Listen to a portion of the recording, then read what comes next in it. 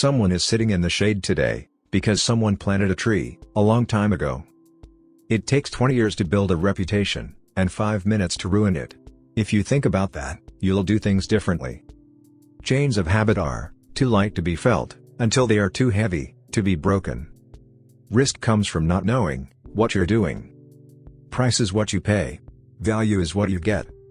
It's far better to buy a wonderful company at a fair price, than a fair company at a wonderful price. Predicting rain doesn't count. Building arcs does. Wall Street is the only place that people ride to in a Rolls-Royce, to get advice from those who take the subway. Rule number 1, never lose money. Rule number 2, never forget rule number 1. We simply attempt to be fearful when others are greedy, and to be greedy only when others are fearful. I always knew I was going to be rich. I don't think I ever doubted it for a minute. Should you find yourself in a chronically leaking boat, energy devoted to changing vessels is likely to be more productive than energy devoted to patching leaks. When a management with a reputation for brilliance tackles a business with a reputation for bad economics, it is the reputation of the business that remains intact. Time is the friend of the wonderful company, the enemy of the mediocre.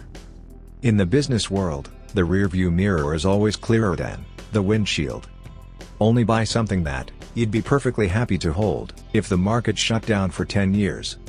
The only way to get love is to be lovable. It's very irritating if you have a lot of money. You'd like to think you could write a check, "I'll buy $1 million worth of love." But it doesn't work that way. The more you give love away, the more you get. In the 20th century, the United States endured world wars, and other traumatic and expensive military conflicts, the Depression, a dozen or so recessions and financial panics, oil shocks, a flu epidemic, and the resignation of a disgraced president.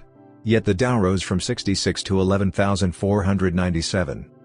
Look at market fluctuations as your friend rather than your enemy, profit from folly rather than participate in it.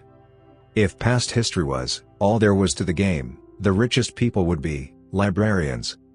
There seems to be some perverse human characteristic that likes to make easy things difficult.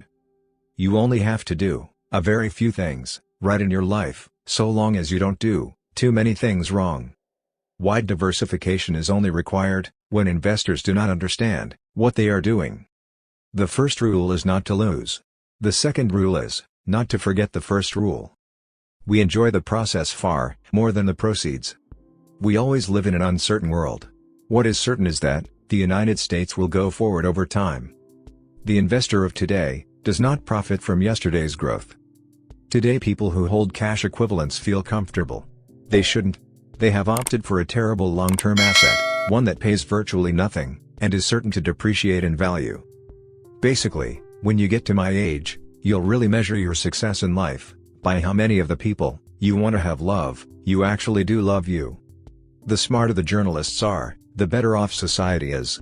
For to a degree, people read the press to inform themselves, and the better the teacher, the better the student body. You do things when the opportunities come along. I've had periods in my life when I've had a bundle of ideas come along, and I've had long dry spells. If I get an idea next week, I'll do something. If not, I won't do a damn thing. Why not invest your assets in the companies you really like? As Mae West said, too much of a good thing can be wonderful. A public opinion poll is no substitute for thought. The business schools reward difficult, complex behavior more than simple behavior, but simple behavior is more effective. Your premium brand had better be delivering something special, or it's not going to get the business.